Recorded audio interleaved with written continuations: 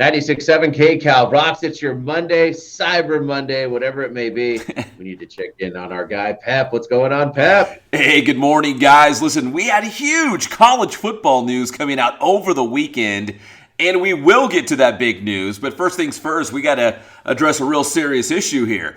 The LA Rams have dropped 3 in a row right now, and they do not look like one of the top teams in the NFC. They lost a huge head-to-head matchup with the Green Bay Packers on Sunday, 36-28. And again, the Rams have lost 3 in a row, and they might not be in that elite tier of NFC teams right now.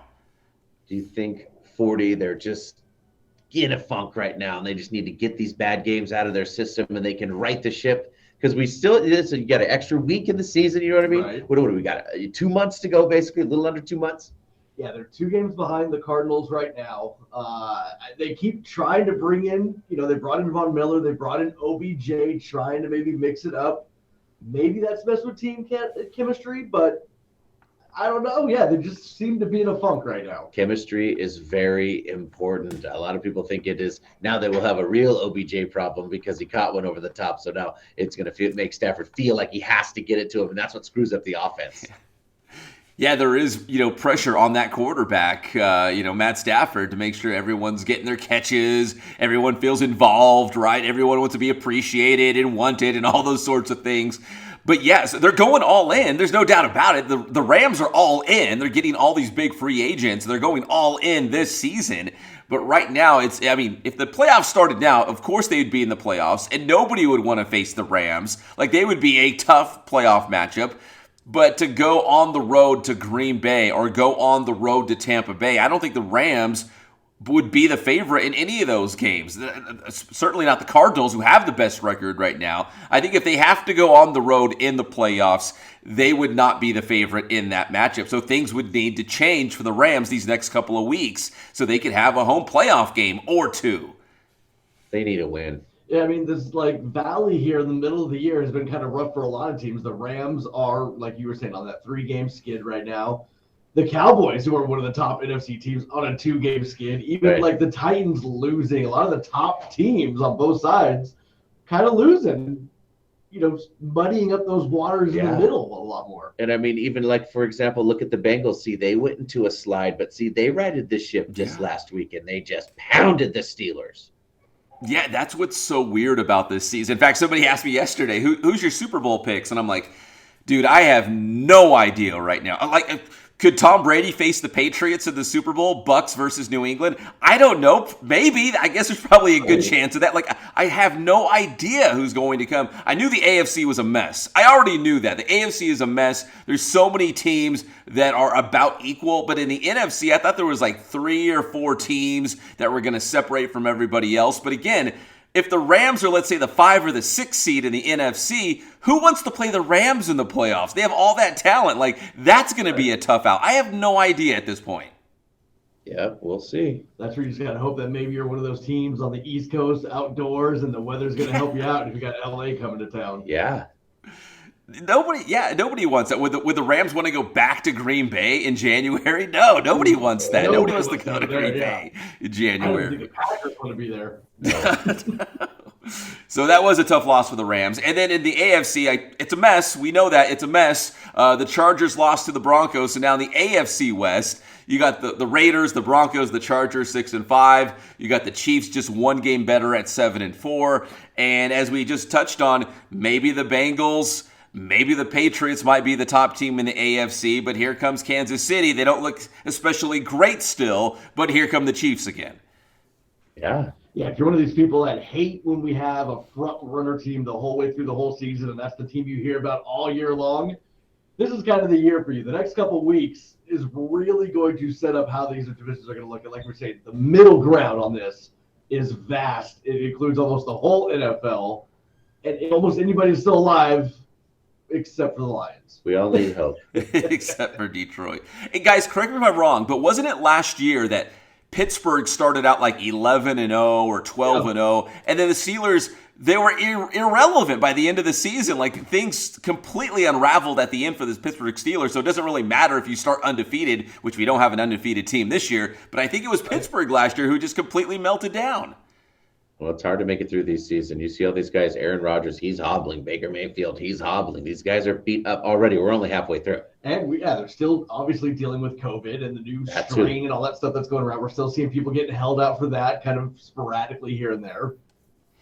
What a season, man. What a season. I think it's going to be exciting, though. It's going to make for a fun, couple final weeks of the regular season to see who's going to win division titles and get into the playoffs. So it's going to be very interesting across the NFL. To college football real quick, the big interesting news over the weekend, and I don't know if anybody really saw this coming so quickly at least, was for USC, the football team, going out and getting Lincoln Riley from Oklahoma to be the new head football coach for the Trojans. And especially, I watched most of the game on Saturday night, BYU beating USC, and BYU is really good. And I thought, man, USC just needs to get the right guy. And then boom, less than 24 hours later, Lincoln Riley is taking over the Trojans.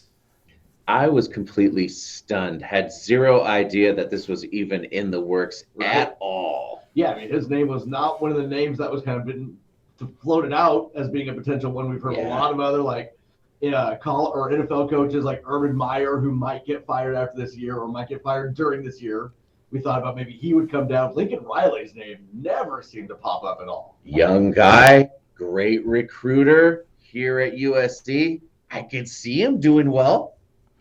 Yeah, if you were going to have a short list, like your wish list, Christmas is around the corner and you're like, hey, mom and dad, here's my list of the things I want. Like if you're at USC and you have a short list of the guys you want to be the head coach, Lincoln Riley was on that list, but it was kind of like a pipe dream. Like, okay, he's not going to leave Oklahoma, right? The Sooners, one of the top programs in the country. Now, I know they lost a big game against Oklahoma State over the weekend, but still, it's Oklahoma. But no, they got him. So obviously Lincoln Riley thinks he can recruit. He can get the right kids in there because there's so much talent in the Inland Empire. There's so much talent in Southern California. If you can get those kids to stay home, right, and play for USC, that would be a powerhouse school again. Easy.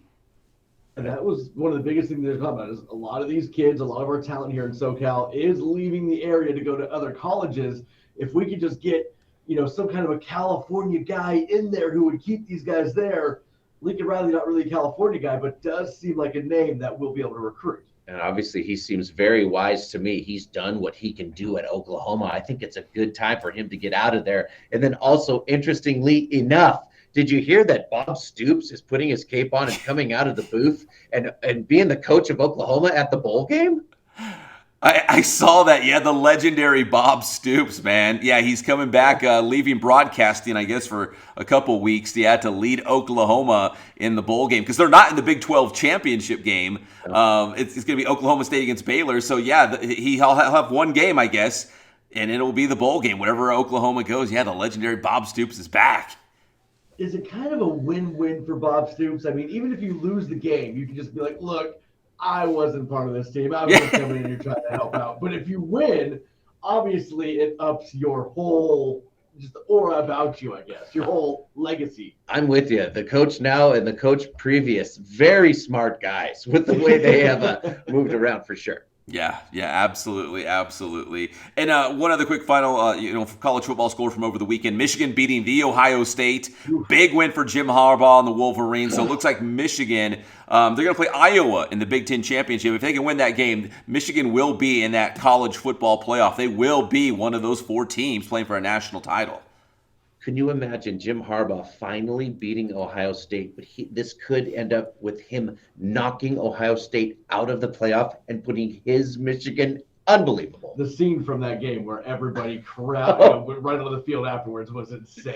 I love watching Harbaugh completely unafraid. He has all these drunk idiots around him going completely bananas. He's not scared in any way, shape, or form. One of my other favorite parts is when Juwan Howard from the Fab Five came down, the basketball coach at Michigan, and he was like, now what? To Harbaugh, and they were hugging each other. That was a really cool moment, too. Listen, I know we love, Dodgers versus Giants, some of these big-time rivalries, but Ohio State against Michigan, man, I love it. I love that rivalry, and for the Wolverines to actually get one on the Buckeyes was huge, and it was such a meaningful game, too, to put the Wolverines in those top 4 teams. In fact, I think the AP poll has them at number 2, just behind Georgia right now in the top 25, so that's a big win for Michigan. It is a great rivalry, and the quotes from the coaches of the past that they were putting up throughout the game were absolutely hilarious. Like Bo Schembechler, the famous Michigan coach, who was like, "Listen to his team. You owe it to every person in the state of Michigan to beat Ohio State." Yeah, that's all that matters, right? Every man, woman, and child, you got to do it for them to beat the Buckeyes. Hey guys, finally, real quick, high school football over the weekend. We had our CIF Southern Section Championship games. Congratulations going out to Aquinas and San Bernardino and Arlington and Riverside, both winning titles. And I also want to give a quick shout out to the California School for the Deaf in Riverside. They made it to a championship game. They did not win it. They made it to the finals. But man, what a great run for the Cubs. And guys, I was out at the game. Everybody was there. CNN, ESPN, all of the LA TV stations. Everybody was there hoping to get to see the Cubs win a title. They came up a little bit short, but what a historic run for CSDR in Riverside. Oh my goodness, football from high school to college to pros, we got it all covered. And we know with all the success of our local schools down here now, Lincoln Riley, Chip Kelly, a lot of recruiting going on here in the Inland Empire. Good move for USC, I feel. Pep, tell them how to get your stuff. Hey, check it out. Inland Sports, talking college football, high school football. We do it all. That's Inland Sports all over social media. Inland Sports on the YouTube channel as well. Check it out. Thanks, Pep.